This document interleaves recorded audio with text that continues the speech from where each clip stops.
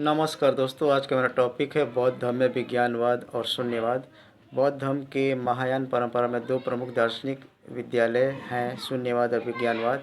ये दोनों ही सत्य की गहरी खोज करते हैं, लेकिन उनका दृष्टिकोण अलग अलग है। पहला शून्यवाद प्रवर्तक नागार्जुन, 2वीं से 3वीं शताब्दी। मुख्य सिद्धांत शून्यता, अर्थ सभी धर्म स्वभावतः शून्य है, अर्थात उनमें कोई स्वतंत्र स्थायी स्वाभाविक अस्तित्व नहीं है। सब कुछ प्रतीत्य समुत्पाद पर आधारित है, यानी हर चीज़ दूसरे के सापेक्ष में ही अस्तित्व में आती है, स्वयं में नहीं। शून्यवाद न तो शाश्वतवाद को मानता है और न ही उच्छेदवाद को, यह मध्यम मार्ग है।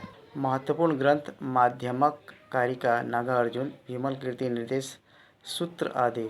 सरल उदाहरण टेबल को देखें। हम वैसे टेबल कहते हैं, लेकिन वह लकड़ी, रंग, आकार आदि के संयोग से बना है। अगर इन सबको अलग कर दें तो टेबल कहाँ रह जाता है? वह स्वतंत्र रूप से नहीं है।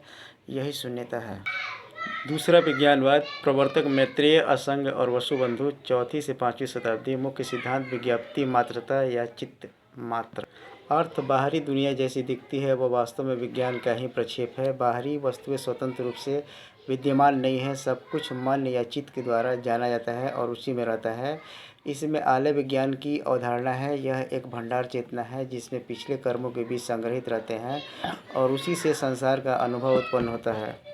योगाचार्य योग ध्यान अभ्यास पर बहुत जोर देता है, इसलिए इसे योगाचार भी कहते हैं। सरल उदाहरण सपना। सपने में हम पहाड़, लोग, घटनाएं देखते हैं, लेकिन सब कुछ मन के अंदर ही होता है। विज्ञानवाद कहता है कि जागृत अवस्था भी इसी प्रकार चित्त मात्र है। शून्यवाद क्या नहीं है पर जोर देता है, सभी धारणाओं का निषेध, जबकि विज्ञानवाद सब कुछ चित्त है, यह सकारात्मक रूप से कहता है। दोनों ही अंततः अद्वय की ओर ले जाते हैं और निर्वाण की प्राप्ति के लिए हैं। बाद के बौद्ध विचारकों जैसे शांति रक्षित ने दोनों को समन्वित भी किया। ये दोनों महायान के सबसे गहरे और बौद्धिक रूप हैं, जो बाद में तिब्बत, चीन, जापान और कोरिया में बहुत प्रभावशाली रहे। थैंक्स।